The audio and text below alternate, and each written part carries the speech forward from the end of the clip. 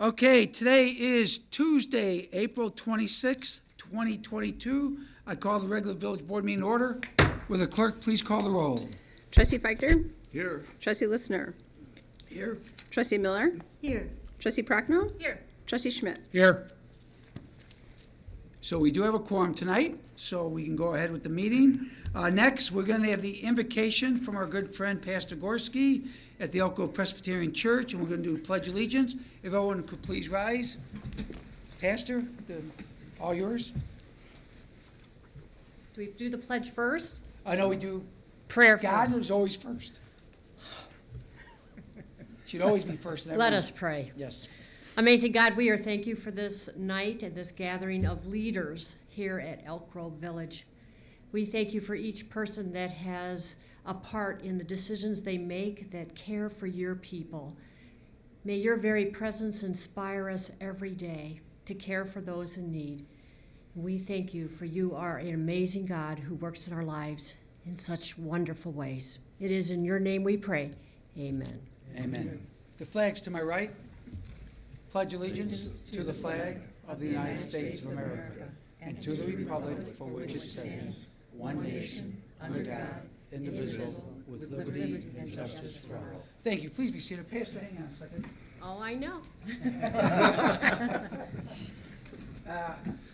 Today, Trustee Prochnow and I I'm going to let her talk a little more about it in a little bit, had the opportunity to go over to the Elk Grove Food Pantry, which is in Pastor Gorski's church there at Elk Grove Boulevard in Tawny. And then we got a chance to see. Now, I thought it was called the Clothing Closet, but I was told that's not right. It's now, what's the official name? Community Clothing Ministry. Ministry. And it's truly impressive when you see what they do. And, the food they bring in, they got a lot of good food, actually. I always want to take a cart myself, but they do that. And now the clothing. Yes. I mean, people don't realize, even in Elk Grove Village, we have people in need. Yes. People think, well, that's only in the city. No. It's out here. It's in our own suburb. So people, we're encouraging you, please, if you want to donate somewhere, donate to Elk Grove Food Pantry. If you got clothes, Lori, my wife, said when she knew I was going today, she goes, oh my God, her mother passed away recently. She goes, we could have given all those clothes she had, and she had clothes with some tags still on it. Could have given, and felt bad after that. So we have need here in Elk Grove. So anyone's looking for anything, contact Pastor Gorski over the church, Presbyterian Church. They'll be more than happy. They'll come pick it up. You can drop it off, and they take money. Because like the food people explained, they can give you shirts that people had, jackets, pants. But the socks and underwear, which is the number one need for people that need it, those can't be used. Those have to be new. So the money goes to pay for those items. So if anyone's thinking about doing it, they had some nice shoes there. Actually, she was telling me that someone wanted to bring a new pair of Air Jordans Yes. there. And they were too afraid that if they gave those shoes to someone, sometimes people get in trouble when they wear those kind of shoes. People want to steal them and stuff. So she said, thank you, I can't accept it. They said, well, take it and sell them. And that's what they did. They sold them. They got $300 for the shoes. And then they used that money to buy socks and underwear and stuff like that. And more shoes. And more shoes. So, it worked out good. It did. But you don't think about that stuff. You wear the wrong shoes. It's goofy stuff. But if you're looking for someone to help in Elk Grove, the food pantry, the clothing, that's a phenomenal option. And it was very impressive. I want to thank you Well, for thank all you. you're doing, and thank you for the work, and more importantly, thank you for helping everybody in Elk Grove. I appreciate it. Before you go, Oh, yeah. all the hard work you're doing. Just give me a few. Just You're give the me only a few. you're the only guest Oh, no. here tonight. So Oh, no, I hands can't out. take all this. No. Okay. There you go. All righty. You deserve that and some. Up there. You Hang on. hand it to everybody else up there. They need some time. Oh, they get plenty. Don't worry. Okay, okay. Thank you again, Thank you. Pastor.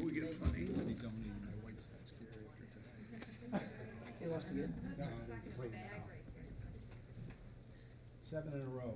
By the way, Chief Walsh is very magnanimous. He said he's more than happy to donate all of his White Sox gear that he has, the way they're playing lately, he said.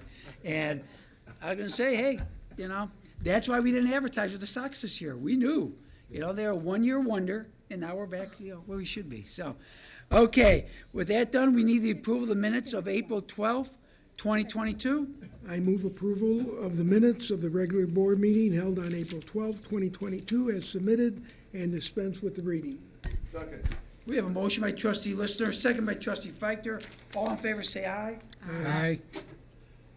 Opposed, let the record show unanimous approval. Move on to mayor and trustees report tonight. You actually have a very short mayor's report tonight, and that's in honor of trustee Frankie not being here. I'll save all the good stuff for a couple weeks from tonight.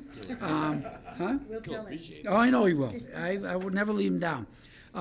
We had a, back on April 14th, we had our TIF review board meeting. I know both Tom and Chris covered in the papers. What that was we were establishing the shopping center area for a TIF district, which we always intended to tie it in. It's on Higgins Argentines Road, so it'll tie into the Higgins Road TIF district all the way down by the tech park and all that, so it's all connected. That's why the places on the Higgins side work all together, connect up the TIF districts, which is what you want to do.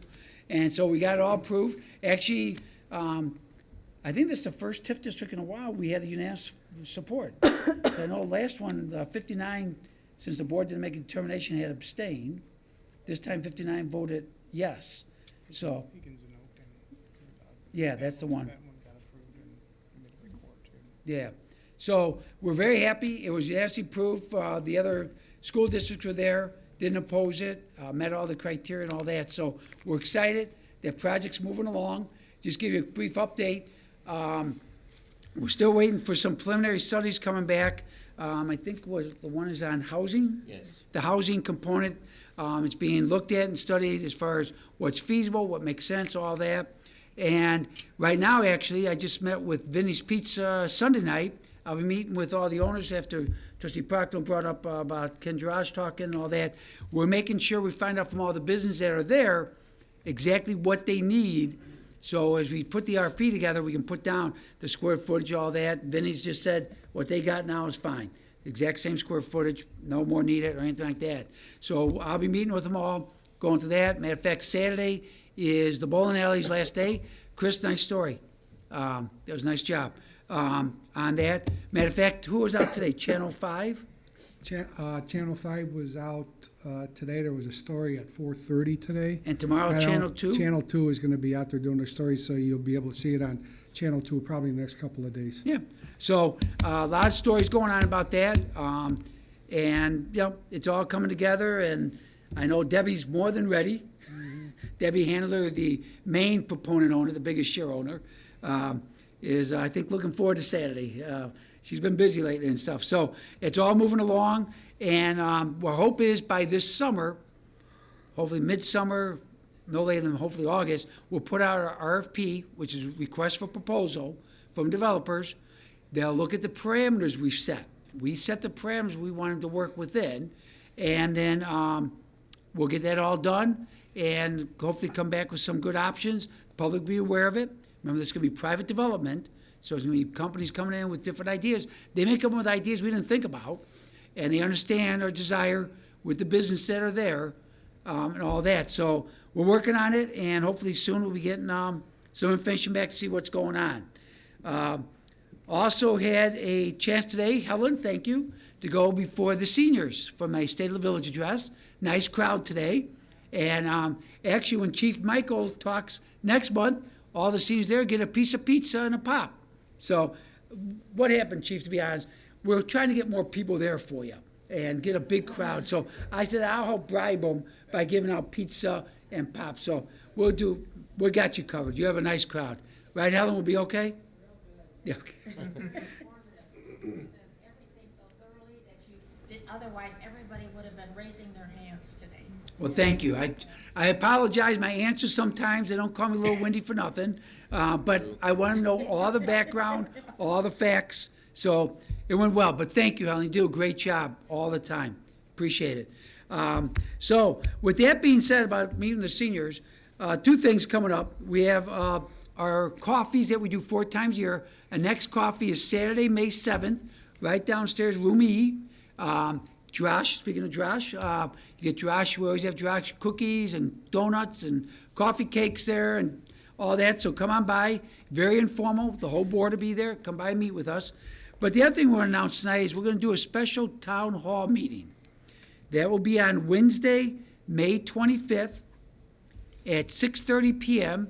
It'll be right here in the council chambers. And the last one we did was a little over 2 years ago. And we did that, and it was a large turnout. We had hundreds of people show up. We have overflow behind the doors here. We had them down in room A, B, and C. We had them down in room E. They'll be made available again. And the reason we think this town hall meeting goes well is you're welcome to come and ask any question you want to. We don't ask you to give the questions in advance. You can bring them with you that night. But it's a way for people to get straight answers from straight questions. You know, everyone knows about Facebook. We've talked about Facebook 1,000 times. It's a way for you to come and get some straight answers to things you're reading about, hearing about. You know, no gossip, no innuendos. We give it to you. And if there's something we're not aware of, the board, we'll have our chiefs there. We'll have our finance director there. We'll have Kobe Engineering there. We'll have our manager there. We'll have all the people there. Our attorney will be there. Excited? Yeah. So everyone will be there to get your answers. But if you got questions, don't rely on Facebook. Don't rely on Twitter or anything like that. Come and meet us that night right here in the council chambers. We're looking forward to it. It will be televised on Channel 6.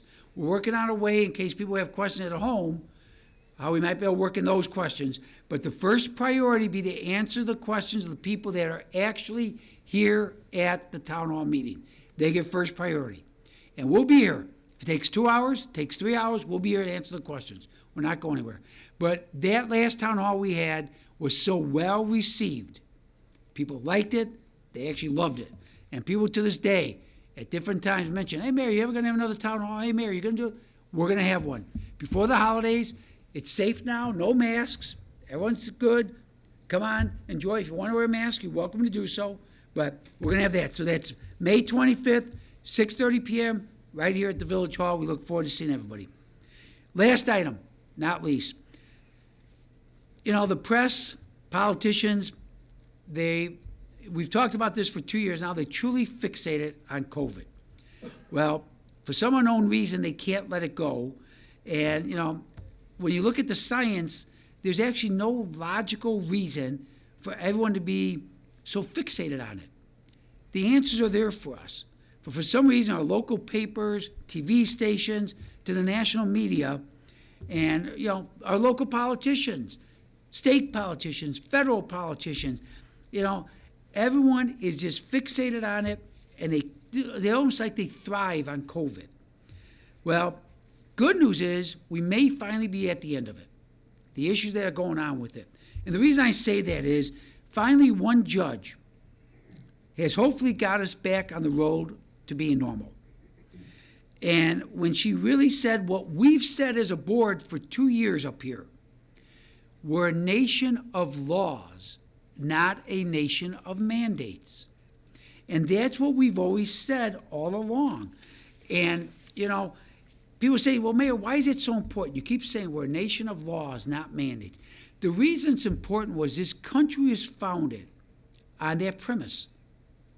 That we're a nation of laws. And why that's good is laws go through a public process, public input, public discussion. It goes through a process where you have to bring in facts and information to back and put into the laws that are going forward. And then the laws are reviewed by so many different layers of people and officials that it truly goes through a long process, but it truly makes sense because then what happens is feasible. It can be enforced. It can be followed. And we've said all along as a board, if the government passed a law and not a mandate, we enforce it. We back it. That's our job. We swear oath to uphold the laws. We have no problem with it. But the problem is we haven't been a country of that for 2 years. We've been a country of mandates. And remember, mandates are one person's decision based on their whim. It doesn't go through the process like a law. Just one person makes a determination, and we're supposed to follow it. Well, The hope is this, we're past that. Because as I said, the country's not founded on mandates, it's founded on law. Now, let's just hope that the fixation is going away with the press, with the media, with the politicians, and we can return to normalcy. Since some form of COVID, we understand, some form of COVID is going to be here for perpetuity. It's here now. No different than the flu we have for perpetuity. Each year it's going to mutate, it's going to change. We'll get new vaccinations, boosters to take care of it. But it's here. We have to accept it. But we've got to start moving on. We can't stay fixated longer. You know, and I'll tell you this, and there's an excellent article I read a few days ago. If they would test people every winter for the flu, we probably have numbers equal to or higher than the COVID numbers. But we don't do that. Flu is now accepted part of every winter, so we're going to have the flu. Unfortunately, tens of thousands of people are going to die of the flu every year. We're going to try to protect them by getting shots, going to the doctor with ways to treat it, but it's going to happen. COVID's the same thing. But it is time now that we move on. We've got to get back to normalcy. We've got to get back our democratic way of living. Our forefathers did a phenomenal job of setting this country up. We got to get back to following the leadership that they established, and we got to move on. So let's hope that judge's decision is the big step. We're starting to see, here we are today, all sitting with no masks, none of the officers, no one.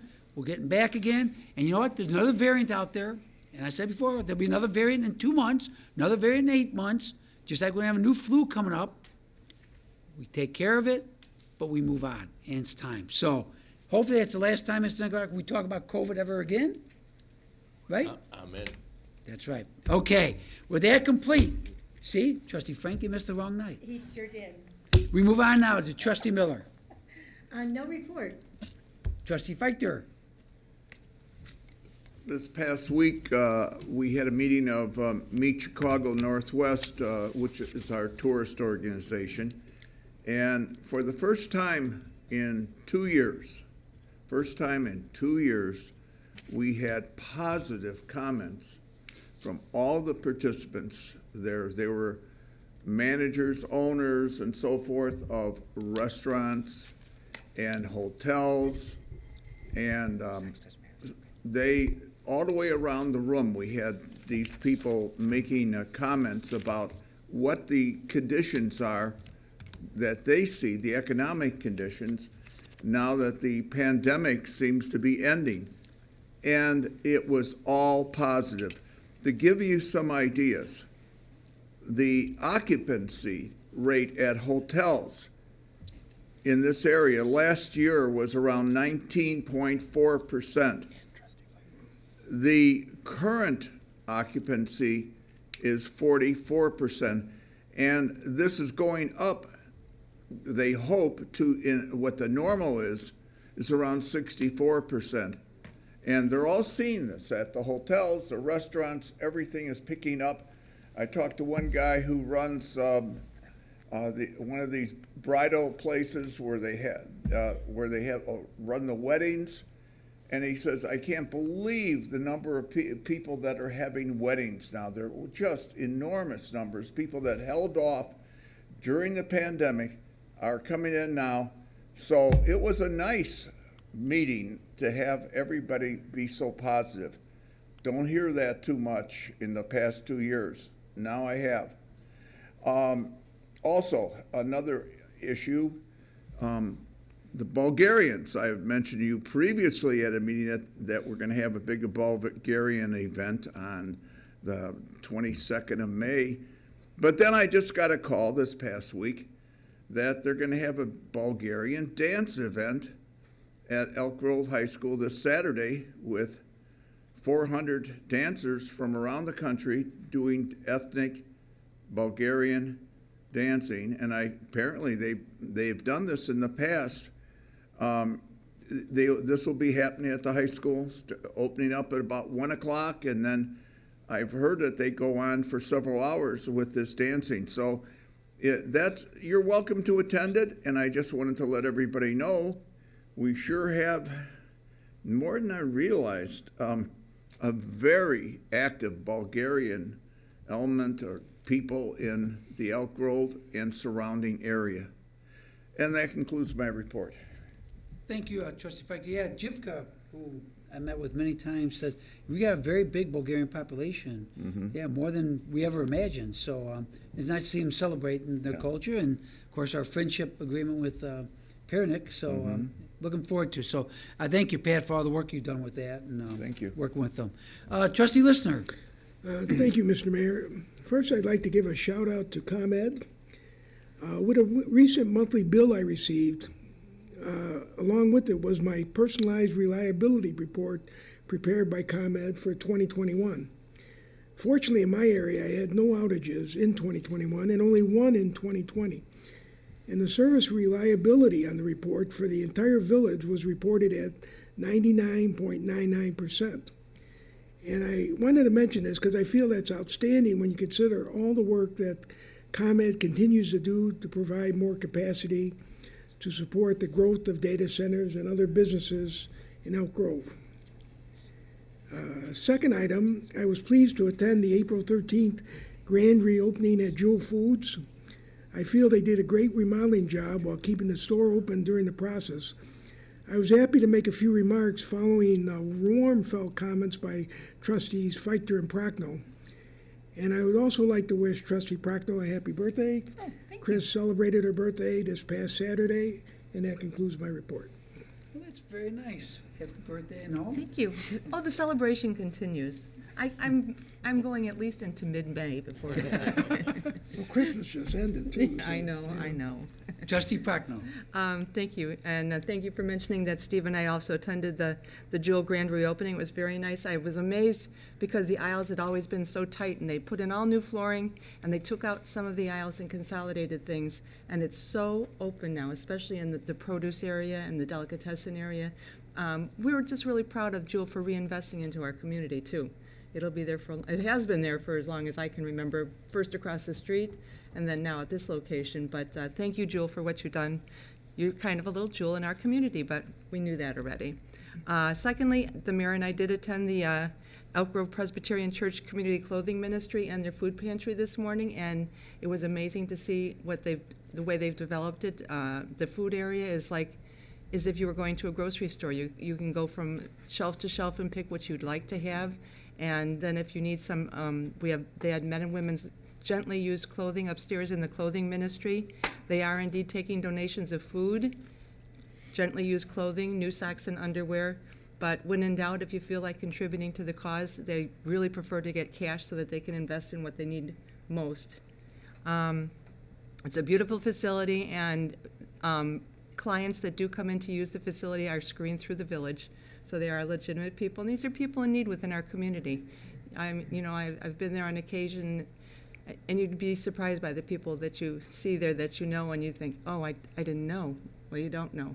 So please contribute.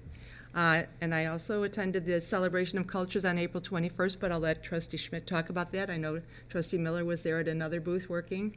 So it was a very nice event for the children to attend. And then I'd like to announce, the farmers market. We're down to our last two winter farmers markets. They will be May 7th and May 21st at the Christus Victor Church on Arlington Heights Road across from the theater. And then the marketing will be coming back up the first week in June over in our village square right here. So please be supportive of our farmers market. And then we haven't had one of these in a couple of years. Next Thursday is our National Day of Prayer.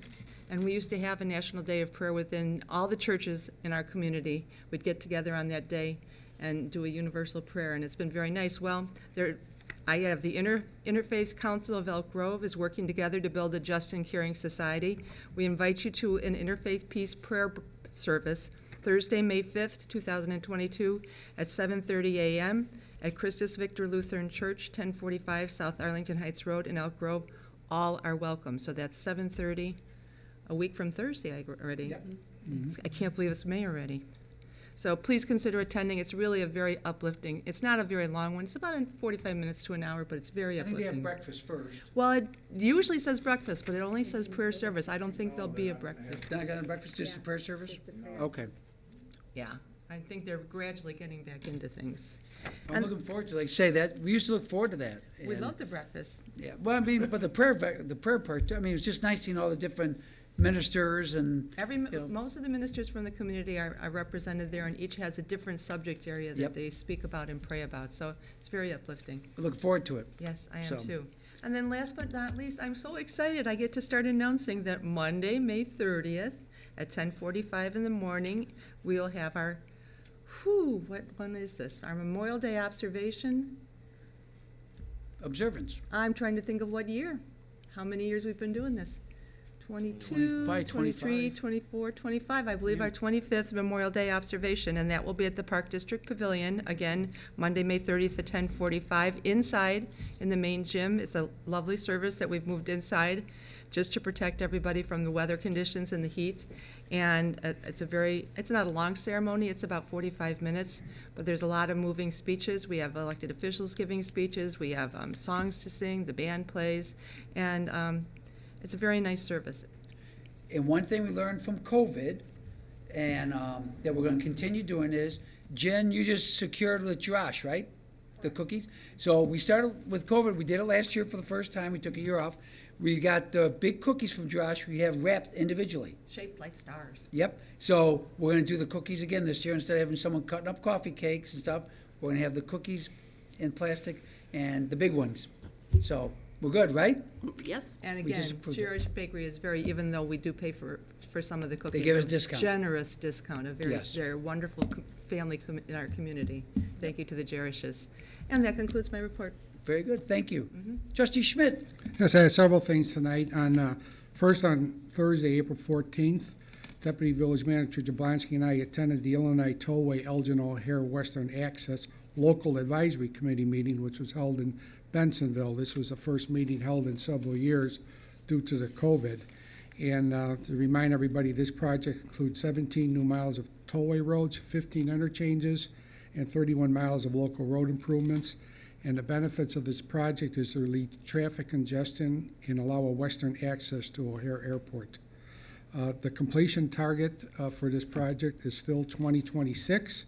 And just to highlight a couple things happening affecting Elk Grove Village, in 2023, construction will begin at the I-490 and I-390 interchange, which is basically Elmhurst Road and Thorndale, is to connect the I-390, which is the Elgin O'Hare tollway, to the new I-490, which will go around the western edge of the airport.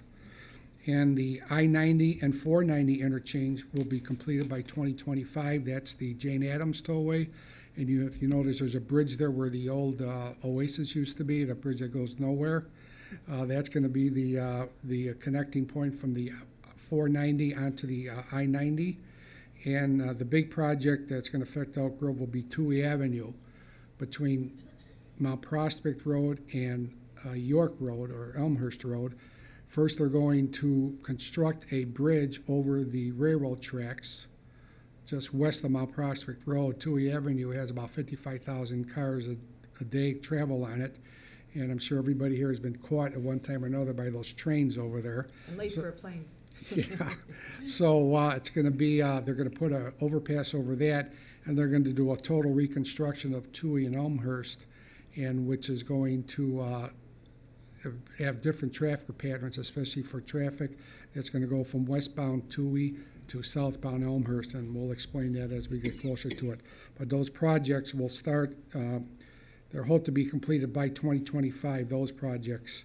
So between 2023 and 2025, we're going to see a lot of road construction at the eastern end of our community. Also, speaking of the celebration of culture, the Elk Grove Italian Sister Cities had their bocce court at the culture celebration last Friday night at the Pavilion, and it was sponsored by the Park District. And I just want to thank all the members of the Sister Cities organization that came out to assist, and especially trustee Prochnow and retired trustee Zardik and her granddaughter came out. So we had a good She time was there. very helpful, Yes. young enough to be able to pick up those Yes. bocce balls over and over again. And finally, I didn't stop by the bowling alley today, and I met with Debbie Handler and her husband, wished them farewell. They're closing the bowling alley on Saturday, and we talked. I've known them for a long time, and her father, Lou Handler, who was the original owner of the bowl.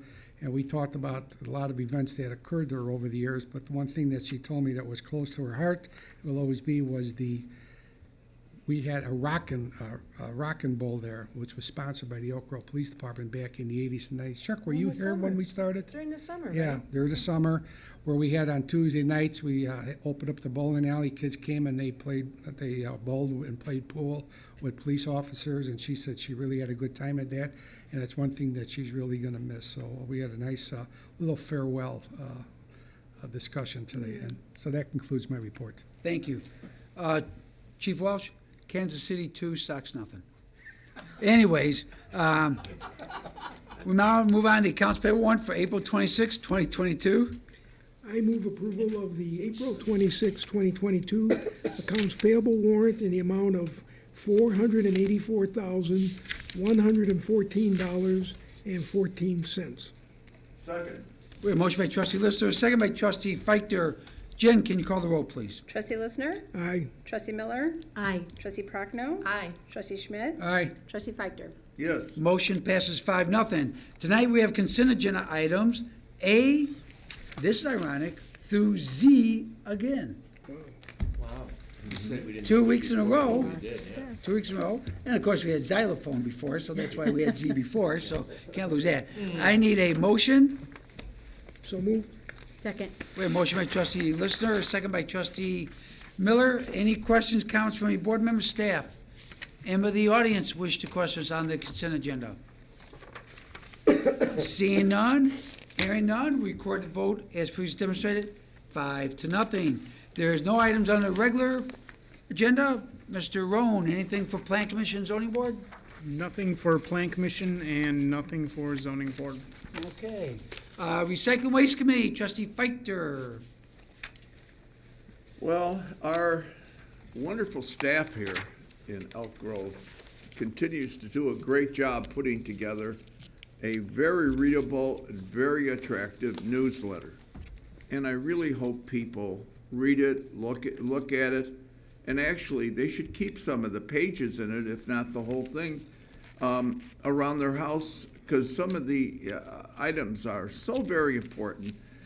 One of the things I want to specifically mention, of course, that we're having the paint and motor oil collection event and antifreeze, which will be at the Public Works Facility, 450 East Devon, Saturday, May 7th, from 9 to noon. And so please, if you have this paint, you want to get rid of it. I saw the other day in my block, on our day that our garbage get picked up, a neighbor down the street took out a whole bunch of cans of paint and put them there, expecting them to be taken away. And they're not going to be. They don't collect paint like that. So they need to bring it to this facility. It goes fast. They got a real good system. And you can get rid of your paint and it will be recycled. It's a real good thing. We also know that the police department is sponsoring on April 30th their prescription drug take-back day. And people are encouraged to bring drugs in their homes that they have, that are expired, that they don't use, and drop them off at our police station. In fact, you can do this anytime, but this is the National Drug Take Back Day, Saturday, April 30th from 10 until 2, and it's a very, very worthwhile thing. And we are going to be having our next event, which will be the Document Destruction and Electronics Recycling event on Saturday, June 4th. And I'll talk more about that at our next meeting. Okay, and that concludes my report. Thank you, trustee Feichter. Judiciary Planning Zoning Committee, trustee Prochnow. No report.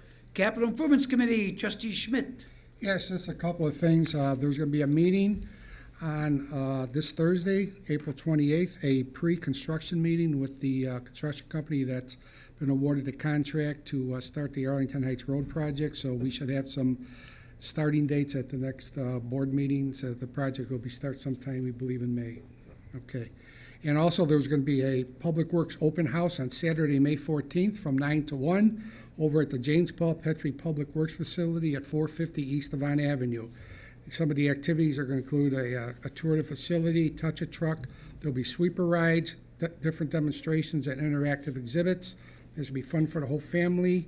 Have our citizens an opportunity to take a look inside what Public Works does and get a better understanding of their role in our community. And they're also going to have ice cream, popcorn, and more. So keep that date open, Saturday, May 14th, 9 a.m. to 1 p.m. at the Public Works Facility at 450 East Devon. And that concludes my report. Thank you.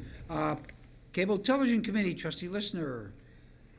Thank you, Mayor. I just got this report a few hours ago that Elk Grove TV won 2 awards in this year's Wisconsin Community Media Alliance for Community Media Midwest Best of the Midwest Media Festival.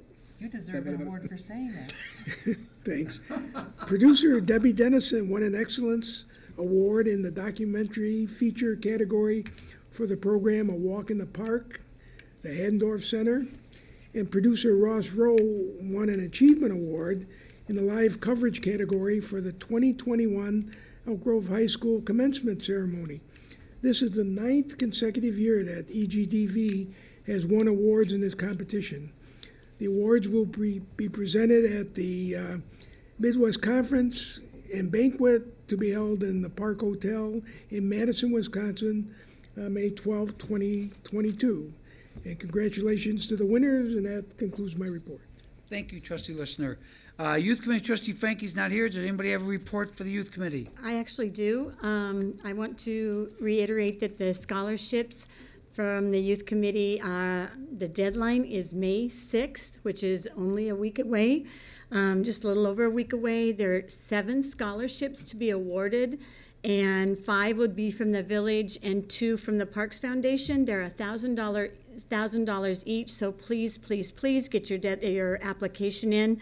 That information can be found at Elk Grove High School, Conant High School, St. Viator, and also on our website at the village. That includes my report. Thank you. Information Committee, trustee Miller. I had a lot of things to talk about, but National Prayer Day, thank you, trustee Prochnow. Oh, sorry. Thank you, trustee Schmidt, for talking about the open house.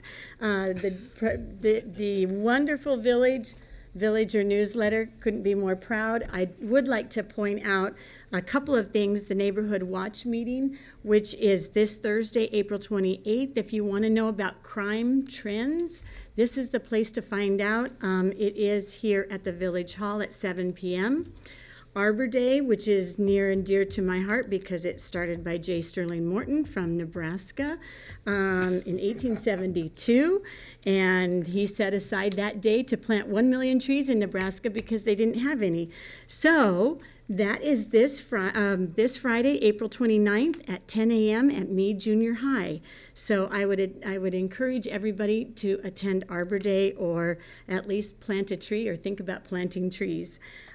Also, Salt Creek Cleanup, again, this is a little bit further away, but June 4th, volunteers are needed, and it is in the Villager. Please look at this because we do need volunteers. This is a special gem in our village. If you haven't received the Villager, make sure you contact the village staff, and there's always the website and Instagram. I love seeing the things on Instagram, the stories, and some of the trainings that the police and fire have done, and they're just great stories. So I thank you for putting that out there, the staff.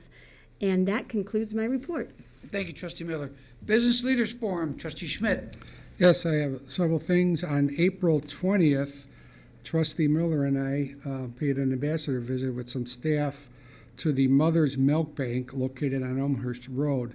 This is a non-for-profit organization that was started in 2016 to provide milk to basically premature babies.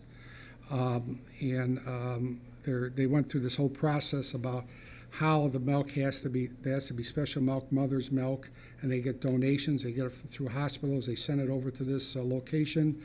They process it, make sure there's no impurities in the milk, and then they freeze it. It comes frozen. Then they send it back to the hospitals for use for basically premature babies. You would think that you would not think there would be a big need for this, but there is. And it was a very, very interesting visit. They partnership with 76 hospitals in the Illinois and Wisconsin area. Before this organization was in place, milk had to be had from, I think, Colorado, they said, and Ohio. And so right now they're doing it with 76 partnering hospitals, and they're doing, they're increasing their business about 30% a year, and they figure in the next couple of years they're going to have to move to a facility of about 15,000 square feet. It was a very, very interesting meeting and very interesting visit. I don't know if you want to add anything. Well, they're a 501c3, so Right. they really need to, continue through donations and Right. work with those hospitals and work with other sponsors. So it's really important, and it was fascinating. Yes. We're going to call the BFL meeting, a Business Leaders Forum meeting for May 4th at 1:00 p.m. here at the Village Hall with staff, and we're going to discuss the future of the BLF and things that we want to address in the future.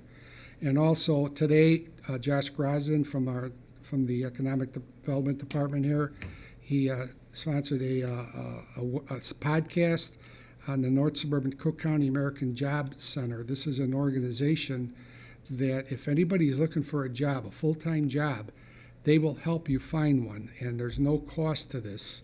And also, if you're a business in town and you need help, they will help you find people who are qualified for the positions that you are trying to fill. And all you have to do is go to their website. It's North Cook County Center.com, North Cook County Center, one word.com, both for people looking for jobs and for businesses who are looking to fill positions. And that concludes my report. Thank you, Trustee Schmidt. Health and Community Services, Trustee Prochnow. I do have one announcement, and this is in regards to A Caring Place, our respite program. A Caring Place is hosting an open house on Thursday, May 19th from 11 a.m. to 1 p.m. at Christus Victor Lutheran Church, located at 1045 South Arlington Heights Road. Anyone who is interested in learning about A Caring Place is welcome to attend. Light lunch and dessert will be provided. A Caring Place is a respite care service that provides temporary relief for caregivers and families who are caring for adults with mild cognitive or physical impairments. The low-cost socialization program offers fun, structured activities for participants, giving caregivers the opportunity to run errands, shop, or just relax. For more information, please contact A Caring Place by calling 847-437-2666. Extension 24. So anybody that's interested in learning a little bit more, check out the Caring Place during their open house and have a little lunch, walk around, and find out more about the program. It might be able to help you out with a loved one. And that concludes my report. Thank you, Trustee Prochnow. Personnel Committee, you want to have an update for Trustee Frankie? If not, airport update, we're just waiting to get final options for the fly quiet rotation and send them off to the FAA and hopefully get some relief from that project. Parade Committee, starting next month, I'll start reading some of our sponsors. We've had a phenomenal year for sponsorship. Raised over almost $23,000 this year from our local businesses beyond the parade. So we're excited. We're gonna have some special new items in the parade. It's gonna be different we've never had before. So it should turn out to be a good thing. The seniors know some of the stuff, but no one else does, right, Ellen? We keep it a secret. So looking forward to that. Midsummer Concert Classic Series, Mr. Knickerbocker. We open with? KC and the Sunshine Band. Still 2-0, Chuck. Our next concert? That was a sidebar. Yeah, sidebar. Next Okay. one? The Little River Band. Very good. The Rotary Fest first night concert? Oh, Rick Springfield. This is not a cheating thing like you did with the College? names of college teams. I'm really good on college I know right you're real now. good at cheating. So, but you're a lawyer. What can we expect? Thank you. Right? And the last one is, Sheena Easton. you're looking forward to that one, aren't you? I am. Okay, so should be a good time on a nice cold day like we have today in just, 2 months? A little over 2 months, it'll be July already. Wow. Yeah, May 1st is coming fast, Mr. Knickerbocker. It is. Okay, special events, trustee Proctor talked about, we have Memorial Day coming up, that's just a month away, Time's flying. goes fast. There's no items under Liquor Commission, report from our newer, not new anymore, but newer village manager. No report. What would you say about a village attorney? He's a newer village manager, what would you be? It's age discrimination, probably, if you're gonna really get into it. Can I we would be say- older. Can we say Methuselistic You, village attorney? that would be your term. Would that be okay? Anything, you're out of the mayor, you can say stuff like that. Okay. Jen, report from village clerk. Yes, the April newsletter has the early voting hours listed for the June 28th primary election. Residents can verify their voter information as well as register to vote online by contacting the village clerk's office or go directly to the Cook County Clerk's office at cookcountyclerkil.gov. Mail ballot applications are now available for this election. Feel free to contact the village clerk's office if you have any questions, 847-357-4042. Thank you. Chuck, I'm sorry. Did I say it's 3-0? My bad. Unfinished business, let's check as usual. Yeah, nothing with the attorney. New business items. Any board member have any new business items to bring up tonight? Nope. We go out now to public comment. I believe Mr. Rez asked to speak to the board. Come on down, sir. All we have to do is, as you speak to the microphone, state your name and address for the public record, if you would, please. No problem at all, sir. Thank you. Daniel Ruiz, 69 Kendall Road, Elk Grove Village. Good evening, Mayor, trustees, staff, and fellow residents. I'm here tonight to discuss how unhappy I am with the purchase of the mall and the bowling alley on Higgins and Arlington Heights Road. Mayor, you have repeatedly compared our town to Schaumburg, and you've always said we are commercial and Schaumburg's retail. And you've gone on and said retail is dead. So why do we purchase a mall if retail is dead? So now we, Elk Grove, own a mall. We're responsible to maintain this mall and the bowling alley. That would be Elk Grove Village. So now we, Elk Grove, are responsible to make any repairs to the building. So if a roof leaks, doors broken, anything that needs to be fixed, we, Elk Grove, have to do this. So now let's talk about the parking lot, snow removal, blacktop repairs, or repaving. All that falls on who? The Village of Elk Grove. Grass needs to be cut, flowers, etc., all falls on us. In my opinion, a vast waste of taxpayers' money because either the town employees will be doing these repairs or will be sourcing it out to have the repairs at the expense of the taxpayers. Now I'm hearing about a TIF. This is my understanding, we'll use Bussey Farm as an example, that a TIF is used to try to lure new business in by locking in their taxes at the current rate. So why is a TIF needed in this building and to the north of Higgins Road, the bowling alley, if all these are completely occupied and the mall's about 95% occupied? Again, the burden will fall on us, the residents, and the taxpayers to make up the difference the TIF is issued. Mayor, you also said that we purchased a mall to keep the bakery in our village. But what message does this send to the other businesses in the village that are struggling or have failed? We, the residents, can't keep carrying this burden of foolish spending like this. Gas prices are high, taxes are high, groceries are high. Enough already. I'd like to ask a couple questions as well. Why is the TIF needed? What's going to happen to the bowling alley after April 30th? Who's paying for this real estate market analysis, and how much is that going to cost that I just read in the journal? Thank you, and have a good night, everybody. Thank you. You have some good questions, more than happy to answer it. Retail is dead in a lot of areas. But what's not dead is shopping centers. People still buy food.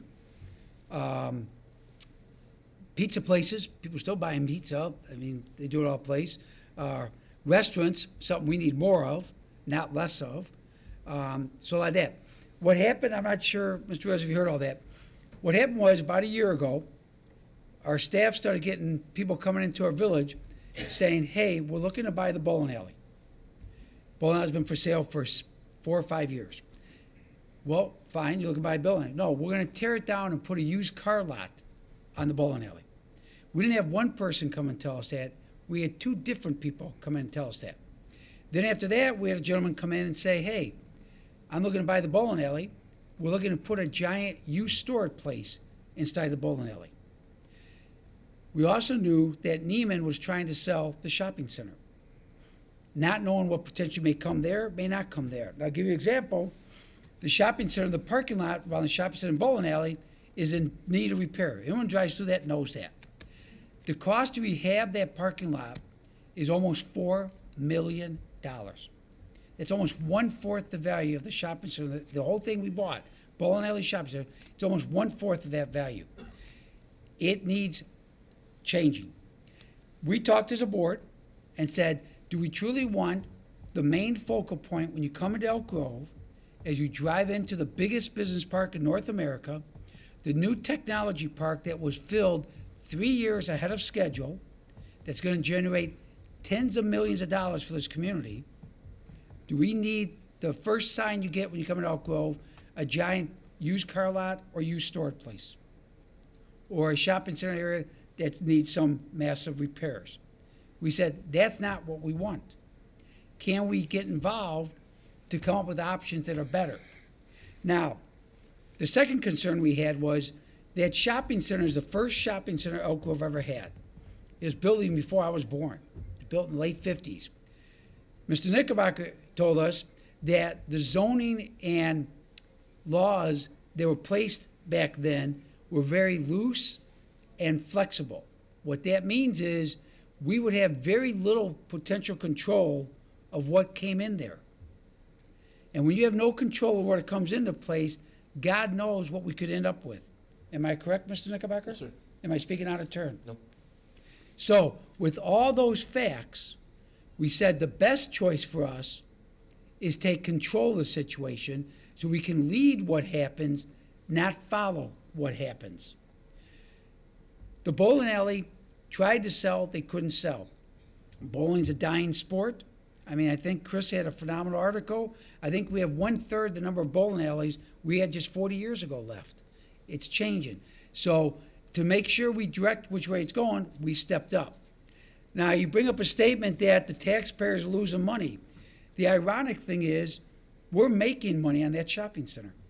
Right now, we're making a profit on owning that shopping center. Here's why. All the tenants are still there. They're still paying their rent as usual. Neiman would not have owned the shopping center for 50 plus years, 60, whatever it was. He's a private business. He wouldn't own it all those years if he wasn't making money there. So they bring in more than enough rent to cover the cost of the snow plowing, the grass cutting, the maintenance, all that. Because we don't need to make a profit. If we break even, we're doing a good job for the taxpayers. It's not cost us anything, and we have the property available to develop in the future. We're actually making a profit. Just like Neiman made money all the years, own it, we're making a profit. So actually right now it's a good investment for the village. It's not a bad one. All the restaurants are still there. The bank's still there. The other businesses are all still there. They haven't left. They don't want to leave. So we thought this gives us a golden opportunity to get a development in there that meets today's needs, not 50-year-ago needs, and we got businesses that still want to be there. We're very fortunate. There's some new shopping center we have up on Meacham Road that's half empty. It's brand new, nice looking. It's half empty. It's been that way for years. We're fortunate this area, it's almost completely filled, that shopping center. That's great. So our hope is we let the private sector come in. They develop it, they buy it, they keep the businesses, they add a component. We're looking at potentially a housing development, a rental units, which is desperately needed nowadays. It's desperately needed more for seniors than anybody else. So we thought it's a great way that we can redevelop that make it a true good entryway to the most successful business park in North America. And we say that proudly because we have the lowest vacancy rate we've ever had. Companies are investing billions, not millions, billions of dollars to be in our business park. It's beholden on us to make sure we keep that strong environment going. And this is one key component to it. We're not doing it to save Jerash Bakery. What I tell people, and I say it again tonight, is Jerash is probably one of the most popular businesses we've had in Elk Grove in almost 70 years of being in existence. We'd be goofy to get rid of them. They make money, they bring in sales tax, they serve a need. Why would we want to get rid of them? I jokingly tell people, we get rid of Jerash, we'll probably be hung from a light pole. That's how popular they are for the village. So that's a good thing, not a bad thing. We want that. So that is all stuff we want to take care of. You say our taxes are high, Mr. Rez, you know you live in a town that's got the lowest property tax rate in all Northwest Cook County? The lowest. We're not high, we're the lowest. And one of the reasons we're the lowest is we've taken aggressive approaches over the years, this board's been together, to keep it going. Bussey Farm contributed absolutely nothing to the village. It's a nice historical farm, great, Bussey family's passed away, they're not there. We've now taken that land and turned it into a site that the President of the United States came to see. The President's never been to Elk Grove before. He came for that location. If that doesn't tell you volumes of what it's respected it is and how well people look at it, it should. Microsoft could have gone anywhere with the new development. They told me that straight out. Mayor, we could have chose any town. Towns would have been begging us to come there. We chose Elk Grove because we believe in your town. That's exactly what they said to me, straight out. That's great. That's a high news. That's great. And what's happened, the reason we did this whole TIF, lines up along Higgins Road, connects together, is it helps us make improvements. Look at what that shopping center straight across the street, completely redid the facade, redid the parking lot, all the new shopping center, looks brand new. They did that to tie into what we're doing. Cost the taxpayers nothing for the work they did. Lou Malini's Pizza, new parking lot, new big entries or big sign for the business, all that. Did all that investment. Cost us nothing. They did it to tie into the thing. Fuller's Car Wash. Yes, it's a car wash, but it's a good business. They completely spend hundreds of thousands of dollars. And the owner knows me well because I go there all the time to get my car done. He tells me all the time, Mayor, I did that because of what you did across the street. Cost us nothing. It is a catalyst to help re-inspire, reinvigorate our community as it keeps going. And we're very fortunate that they're doing that. That's why we're doing this here. The TIF dollars don't cost the taxpayers anything. All the money that's being paid right now from that shopping center, the property taxes, stays. It doesn't go down, it stays. Now, if someone leaves and the value starts going down, the taxes go down. It won't happen if it's in the TIF. It stays at the elevated level. What happens then is every dollar that goes up as the improvements come there, we can utilize to make improvements at the shopping center. We can make improvements along the Higgins corridor. That's the whole idea behind it. And it's paid for by increased taxes that they pay in, not the existing taxes. So the school districts don't get hurt, taxes don't go down. We actually preserve them from going down further. That's good for them. That's why both school districts voted yes to do this. They didn't vote no. They voted yes on the TIF districts. That's good. So that's good for all of us. So we feel as a board that was a smart thing to do. We always look long-term as a board. We think ahead. We don't want to be reactive. We want to be proactive. If we waited, Debbie would have closed. Who knows what came? Used car lot, used storage place. Who knows long how Neiman would have kept the store going, or he may sell it to someone else with a different use. God knows what we end up with there. We'd rather drive the buggy than ride the buggy. And that's what we're doing. So we may agree to disagree. I respect that. I have no problem if you don't like what we're doing. But I just want to make sure you knew all the facts that's actually happening. You know, maybe not what's being said on Facebook and stuff. Don't follow that stuff. If you want to know, Mr. Rez, I'm going to give you my number. During this whole process, if you got questions, call me. I'll be glad to give you what's happening. I'll be honest with you on everything that's going on. Right now, we've paid $12.7 million to this point. You know, depending if there's any other acquisition right there, it may go up some. But we tell the public, we don't hide from anybody. We're all in the open on that, and we're looking forward to it. The study we got coming is smart. Instead of trying to put something there that maybe has no chance in succeeding, why spend that money? So what we did, this board is not a bunch of developers. That's not our job. I sell insurance. Trustee Feichter was a teacher. Ms. Miller works for the Park District. Mr. Listener, computers. Ms. Prochnow owns a fitness center. Trustee Schmidt was a police chief. None of us ever built a shopping center before. None of us ever built apartments before. So that's why we hire experts to go out and analyze and look at what makes economic sense in today's world to be built there. If they come back and tell us, Mayor, apartments will fail, they will never make it there, then we don't put that out for bid. Makes no sense. I'm not going to spin the wheels and waste time and money. But they come back and say, hey, here's what works, here's what's successful, go with that. Now, what's ironic, since we announced all this several months ago, there's been at least 5 different towns. It's all in the Herald. I read it all the time. It's in the Herald. One might have been the Tribune, of towns doing exactly what we're looking to do here. Build apartment complexes with retail component of it. Exactly what we're looking to do, they're doing now in other towns all around us. We're not reinventing the wheel. We're trying to actually catch up with other towns. So, that's what's behind it. But again, no one knows that area better than me. I grew up right there. I grew up on Briarwood Lane, backs right up to the shopping center, my whole life, tied to that. We want to make sure it stays strong and vibrant, as it's been in the past. And that's why we're doing it. So that's why we made our decision. I know it's a long answer, Helen. I apologize again, because I talked about this to the seniors. They asked the same thing. So that's where we're coming from. Like I say, you may not agree with us. We respect that. But we think it's in the best interest of the village to do this. As far as the TIF districts go, we just expired our TIF district over here at the shopping center. Highly successful, did well, exactly what it's supposed to. We didn't extend it. It was doing so well, we gave all the tax districts money earlier than we had to. We started giving them money in advance.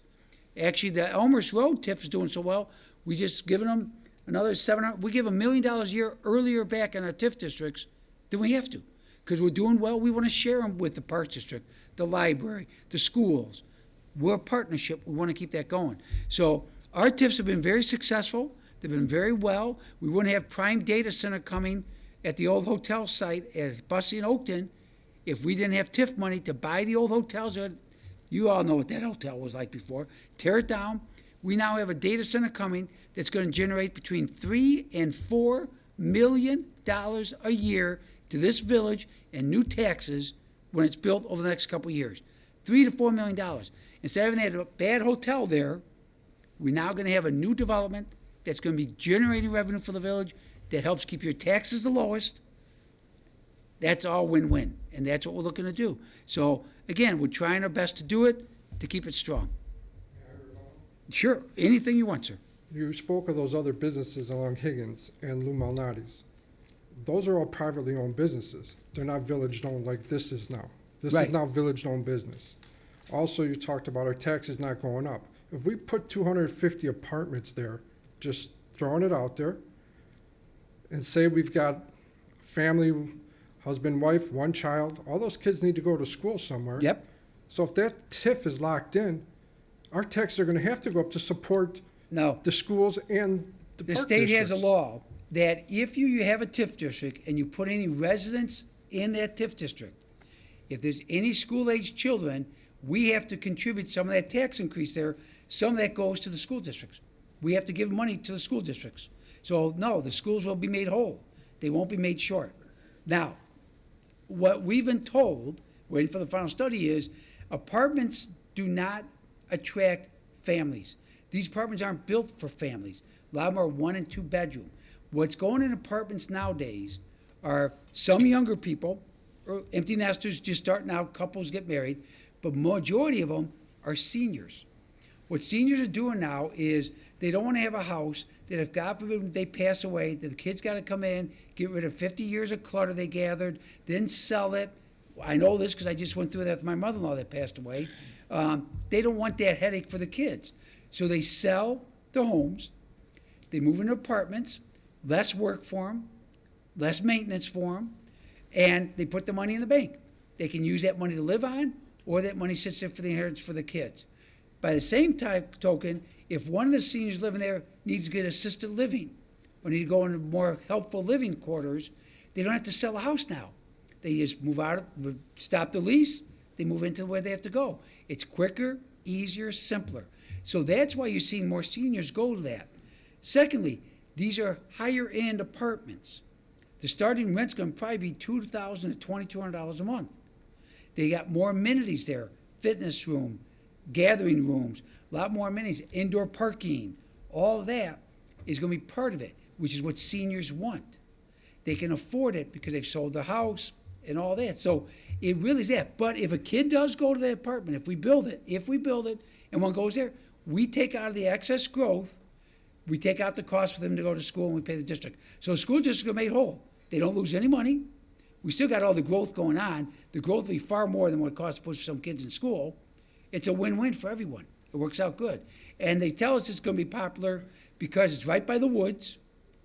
Big part of it's going to overlook the woods. So you got the walking path there, the biking, whatever you want. It's a great location. You're going to have some restaurants right by it. It could be a phenomenal location, they're telling us. So excited. And then you got to look at probably 300, 400 cars. We're going to have a parking garage large enough for all that? Yep. And you know why it works? I know people worry about it, but the apartment complex is going to be like a donut. It's going to be like a big donut. It's going to be square, but like a donut. When I say that, it's because the middle of the donut's open.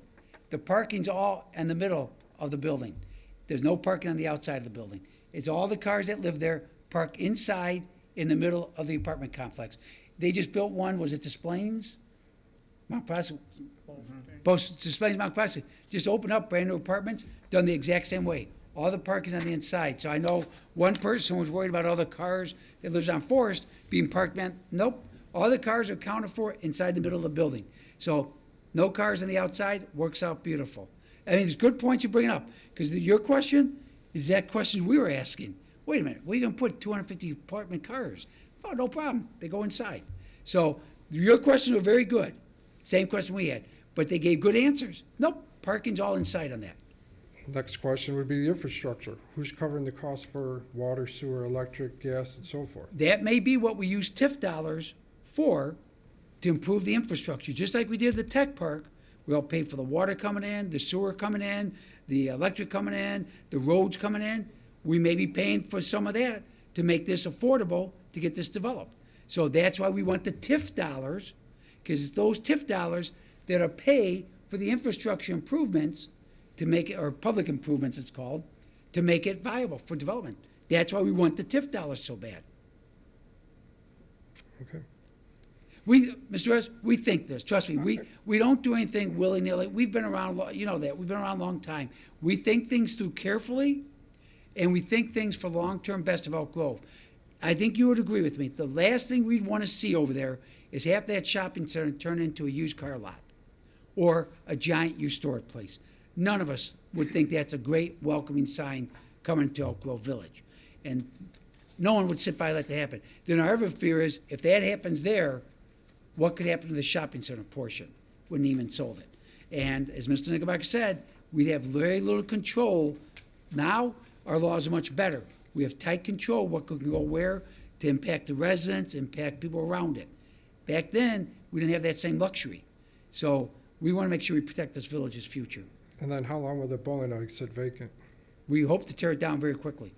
We hope to turn it into a greenfield site. If we can get it this summer, we'll do it this summer. But tear downs can happen in the wintertime too. Thing we got to look for, why we want the TIF dollars also, is I can almost guarantee you there's asbestos in there. Just like we know the shopping center always had a cleaner there since I was a kid growing up. Cleaners back in the 60s and 70s used to pour the chemicals right down the drains, right into the ground. We know there's going to be remediation there. That's the other thing that we can use TIF dollars for. A business doesn't want to come in, buy this land, and find out we got $1.5 million to remediate all the chemicals that were dumped for years down in the shopping center. TIF dollars can be used to get rid of that, which helps then make it more marketable for someone to come in. So that's why we'd like to get it torn down quickly, grass greenfield site, until whatever we decide happens, happens. Okay. Okay? Thank you. Appreciate your time. Thank you. And again, I'm not sure if you got a piece of paper or pen, but my phone number is 437-8226. Call anytime you want. Tony calls me off and on. I'm more than happy to answer any questions you have. As it goes along, just give me a call.